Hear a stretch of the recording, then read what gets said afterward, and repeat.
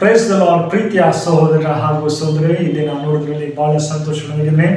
ಯೇಸು ಕ್ರಿಸ್ತನ ಶ್ರೇಷ್ಠವಾದ ನಾಮದಲ್ಲಿ ನಿಮಗೆಲ್ಲರಿಗೂ ವಂದನೆ ಸಲ್ಲಿಸ್ತೇನೆ. ಶಾಲೋಮ್, ನಿಮಗೆ ಸಮಾಧಾನ ಉಂಟಾಗಲಿ.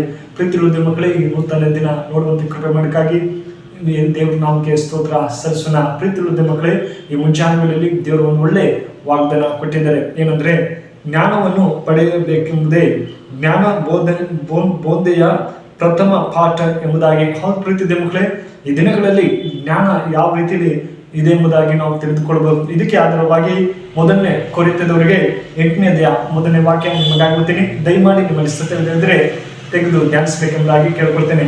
ಅಲ್ಲಿ ಹೀಗೆ ಬರೀತಾರೆ ನೋಡಿ, ನಮ್ಮ ಎಲ್ಲರಿಗೆ ಜ್ಞಾನ ಉಂಟೆಂದು ಬಲೆಯು ಜ್ಞಾನವು ಉಬ್ಬಿಸುತ್ತದೆ, ಪ್ರೀತಿಯು ಭಕ್ತಿ ವೃದ್ಧಿಯನ್ನು ಉಂಟು ಮಾಡುತ್ತದೆ. ಆಮೇಲೆ ಅಲ್ಲೆಲ್ಲ ಹೌದು ಪ್ರೀತಿದೆ ಮಕ್ಕಳೇ, ಇಲ್ಲಿ ಎರಡು ವಿಷಯ ನೋಡಬಹುದು. ಪ್ರೀತಿಯ ಮಕ್ಕಳೇ, ಮೊದಲದಾಗಿ ಜ್ಞಾನವು ಉಂಟು, ಬಲೆಯು ಜ್ಞಾನವು ಉಬ್ಬಿಸುತ್ತದೆ ಎಂಬುದಾಗಿ. ಇನ್ನೊಂದು, ಪ್ರೀತಿಯು ಭಕ್ತಿ ವೃದ್ಧಿ ಮಾಡುತ್ತದೆ. ಹೌದು ಪ್ರೀತಿದೆ ಮಕ್ಕಳೇ, ನಾವು ಭಕ್ತಿಯನ್ನು ನೋಡೋದಾದ್ರೆ ಎಲ್ಲರೂ ಜ್ಞಾನವಂತರು.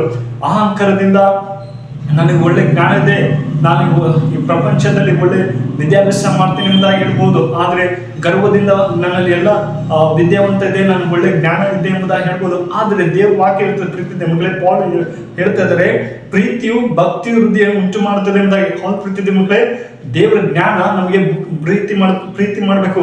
ಇತರಿಗೆ ನಾವು ಒಳ್ಳೆ ಪ್ರೀತಿಯಿಂದ ನಡೆಯುವಾಗ ನಮಗೆ ಇನ್ನೂ ಹೆಚ್ಚಾಗಿದ್ದ ರೀತಿಯಲ್ಲಿ ಜ್ಞಾನ ಬರುತ್ತೆ. ನಮ್ಮ ಇಷ್ಟ ಬಂದ ಹಾಗೆ ಜೀವಿಸದೆ, ಇನ್ನೊಬ್ಬರಿಗೆ ಪ್ರೀತಿ ತೋರಿಸದೆ ನಮ್ಮಲ್ಲಿ ಬರೀ ಜ್ಞಾನ ಹಿಡ್ಕೊಂಡು ನಮಗೆ ವ್ಯರ್ಥವಾಗುತ್ತೆ. ಅದೇ ತರ ಜ್ಞಾನೋಕ್ತಿಗಳ ಪುಸ್ತಕ 4ನೇ ಅಧ್ಯಾಯ 7ನೇ ವಚನ ನೋಡೋದಾದ್ರೆ ಅಲ್ಲಿ ಹೀಗೆ ಹೇಳ್ತಾರೆ, 7ರಿಂದ 10ನೇ ವಚನ ಹೇಳ್ತದೆ. ಏನಂದ್ರೆ ನೋಡಿ, ಜ್ಞಾನವನ್ನು ಪಡೆದು ಬೇಕೆಂಬುದೇ ಜ್ಞಾನ ಬೋಧೆಯ ಪ್ರಥಮ ಪಾಠ. ನಿನ್ನ ಎಲ್ಲಾ ಸಂಪತ್ತಿನಿಂದಲೂ ವಿವೇಕವನ್ನು ಪಡಿ. ಜ್ಞಾನ ಎಂಬಾಕೆಯು ಶ್ರೇಷ್ಠ ಎಂದು ನೀನು ಭಾವಿಸಿದರೆ ಆಕೆಯು ನಿನ್ನನ್ನು ಉನ್ನತಿಗೆ ತರುವಳು, ಆಕೆಯನ್ನು ಅಪ್ಪಿಕೊಂಡ್ರೆ ನಿನ್ನನ್ನು ಘನಪಡಿಸುವಳು. ಆಮೇಲೆ ಹೌದು ಪ್ರೀತಿದ ಮಕ್ಕಳೇ, ನಾವು ಜ್ಞಾನವನ್ನು ಹುಡುಕಬೇಕು. ದೇವರು ಪ್ರತಿದಿನ ನಮಗೆ ಜ್ಞಾನ ಕೊಡುವಂತ ದೇವರು. ನಾವು ಆ ಜ್ಞಾನ ಹಿಂದೆ ಹೋಗ್ಬೇಕು ಎಂಬುದಾಗಿ ದೇವರು ಹೇಳ್ತದೆ. ಅದೇ ತರ ಹೇಳ್ತಾರೆ, ಆಕೆಯನ್ನು ಅಪ್ಪಿಕೊಂಡ್ರೆ ನಿನ್ನನ್ನು ಘನಪಡಿಸುವಳು, ಆಕೆಯು ನಿನ್ನ ತಲೆಗೆ ಅಂದದ ಪೋಷ್ಟ ಮಾಲೆಯನ್ನು ಇಟ್ಟು ಸುಂದರ ಕಿರೀಟವನ್ನು ನಿನಗೆ ಒಪ್ಪಿಸುವಳು. ಮತ್ತೆ ಕಂದ, ಆಲಿಸಿ ನನ್ನ ಮಾತುಗಳನ್ನು ಕೇಳಿದರೆ ನಿನ್ನ ಜೀವಮಾನದ ವರ್ಷಗಳು ಹೆಚ್ಚುವವು. ಆಮೇಲೆ ಹೌದು ಪ್ರೀತಿದೆ ಮಕ್ಕಳೇ, ಈ ದಿನಗಳಲ್ಲಿ ನೋಡಿದಾದ್ರೆ ಎಷ್ಟು ಯೌವನಸ್ಥರಾಗಿರ್ಬೋದು ತಮ್ಮ ಜೀವಿತನ ವರ್ಷನ ಕಳ್ಕೊಳ್ತಾ ಇದ್ದಾರೆ. ಆದ್ರೆ ನಮಗಾದರೂ ದೇವರ ಜ್ಞಾನದಿಂದ ನಾವು ನಡಿಬೇಕು. ಪ್ರತಿದಿನ ದೇವರೇ ನಿನ್ನ ಜ್ಞಾನೋಕ್ತಿ ಪುಸ್ತಕ ಹೇಳಿದಲ್ಲಪ್ಪ, ಇನ್ನೂ ಜ್ಞಾನವರಾಗಿರಿ. ಪ್ರತಿದಿನ ದೇವ್ರ ವಾಕ್ಯ ಓದುವಾಗ ನಮಗೆ ಜ್ಞಾನ ಬರುತ್ತೆ. ಈ ಲೋಕ ರೀತಿಯಲ್ಲಿ ನೋಡೋದಾದ್ರೆ ಇಷ್ಟು ಮಾತ್ರ ನಾವು ಜೀವಿಸಬಹುದು ಹೊರತು, ಆದ್ರೆ ದೇವ್ರು ಹೇಳ್ತಿದ್ದಾರೆ ನೋಡಿ, ಕಂದ ಆಲಿಸಿ ನನ್ನ ಮಾತುಗಳನ್ನು ಕೇಳಿದರೆ ನಿನ್ನ ಜೀವಮಾನದ ವರ್ಷಗಳು ಹೆಚ್ಚುವವು. ಹೌದು ಪ್ರೀತಿದ ಮಕ್ಕಳೇ, ದೇವ್ರ ಮಾತನ್ನ ಕೇಳುವಾಗ ನಮಗೆ ಹೆಚ್ಚಾದ ಜ್ಞಾನ ಬರುತ್ತೆ, ಪ್ರೀತಿ ಬರುತ್ತೆ, ಮತ್ತೆ ಭಕ್ತಿ ಹೆಚ್ಚಾಗುತ್ತೆ. ಆದ್ರೆ ನಾವು ಈ ದಿನಗಳಲ್ಲಿ ನಮ್ಮ ಜೀವಿತದಲ್ಲಿ ಯಾವ ರೀತಿಯಲ್ಲಿ ನಾವು ಭಕ್ತಿಯಿಂದ ಜೀವಿಸ್ತಾ ಇದೀವಿ ಒಂದು ಬಹಳ ಮುಖ್ಯವಾಗಿದೆ. ನಮ್ಮ ಸಮಯನ ದೇವ್ರಿಗೆ ಕೊಡ್ತಾ ಇದೀವ, ದೇವ್ರೇ ನೀನು ನನಗೆ ಜ್ಞಾನ ಕೊಟ್ಟಿದ್ದೀವಿ ಅಪ್ಪ, ನಿಮ್ಗೆ ಸ್ತೋತ್ರ ಅಂತ ಹೇಳುತ್ತಾ ಇದೀವ ಎಂಬುದನ್ನು ನಾವು ಪ್ರಶ್ನೆ ಮಾಡಿಕೊಳ್ಬೇಕು. ನಾವು ಎಷ್ಟೇ ವಿದ್ಯಾವಂತರಾದ್ರೂ ಕೂಡ ದೇವ್ರು ಕೊಡುವಂತ ಜ್ಞಾನನೇ ಬೇರೆ. ಈ ಲೋಕ ರೀತಿಯಲ್ಲಿ ನಾವು ಜೀವಿಸಿ ಬರೀ ನಾವು ನಮ್ಮ ಜೀವಿತ ಕಾಲ ಕಳೆದೆ, ದೇವ್ರೆ ನಾನು ನಿನ್ನಲ್ಲಿ ಭಕ್ತಿ ವೃದ್ಧಿಯಾಗಿ ಬೆಳೆಯುವಂತೆ ಸಹಾಯ ಮಾಡು, ಇತರಿಗೆ ನಮ್ಮ ಪ್ರೀತಿಯಿಂದ ನಡೆಯುವಂತೆ ಸಹಾಯ ಮಾಡುವುದಕ್ಕೆ ಕೇಳುವಾಗ ನಿಶ್ಚಯವಾಗಿ ಸಹಾಯ ಮಾಡುವಂತಹ ಸರ್ವಶಕ್ತರಾಗಿದ್ದಾರೆ ಪ್ರೀತಿದ ಮಕ್ಕಳೇ. ಅದೇ ತರ 1ನೇ ಕೊರಿಂಥ 1ನೇ ಅಧ್ಯಾಯ 8ನೇ ವಚನ ನೋಡ್ತೀವಿ ಪ್ರೀತಿದ ಮಕ್ಕಳು. ಹೀಗೆ ಹೇಳ್ತಾರೆ ನೋಡಿ, ಕೊರಿಂಥದವರಿಗೆ 1ನೇ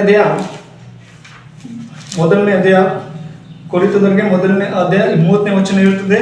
ಏನಂದ್ರೆ ನೋಡಿ, ಅಲ್ಲಿ ಹೇಳ್ತಾರೆ ಏನಂದ್ರೆ, ನೀವು ಕ್ರಿಸ್ತನಲ್ಲಿ ಇರುವುದು ಆತನಿಂದಲೇ, ಕ್ರಿಸ್ತ ಯೇಸು ನಮಗೆ ದೇವರ ಕಡೆಯಿಂದ ಜ್ಞಾನ, ನೀತಿ, ಶುದ್ಧೀಕರಣ, ವಿಮೋಚನೆಗಳಿಗೆ ಕಾರಣ ಅಂದನು. ಆಮೇಲೆ ಅವ್ರ ಪ್ರೀತಿದ ಮಕ್ಕಳೇ, ನಮಗೆ ಹೆಚ್ಚಾದ ಜ್ಞಾನ, ಶುದ್ಧಿ ಮತ್ತೆ ಎಲ್ಲಾ ರೀತಿಯಲ್ಲಿ ಸಿಗುತ್ತೆ.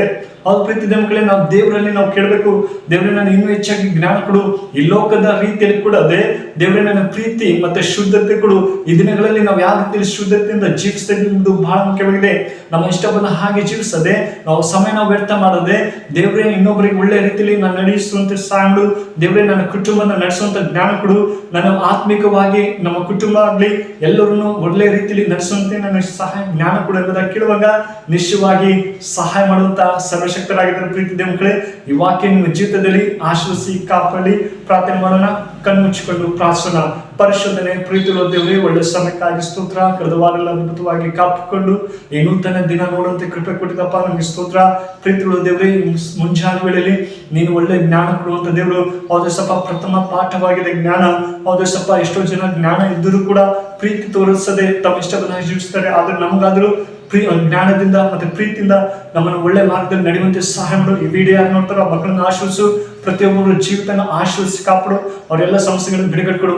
ಪ್ರೀತಿಯ ದೇವರಿಗೆ ಚಿಕ್ಕ ಪ್ರಾರ್ಥನೆ ಕೇಳಿದಂತೆ ಯೇಸು ಕ್ರಿಸ್ತನ ಹೆಸರಲ್ಲಿ ಬೇಡ್ತೇನೆ ಜೀವ ತಂದೆ, ಆಮೆನ್. May god bless.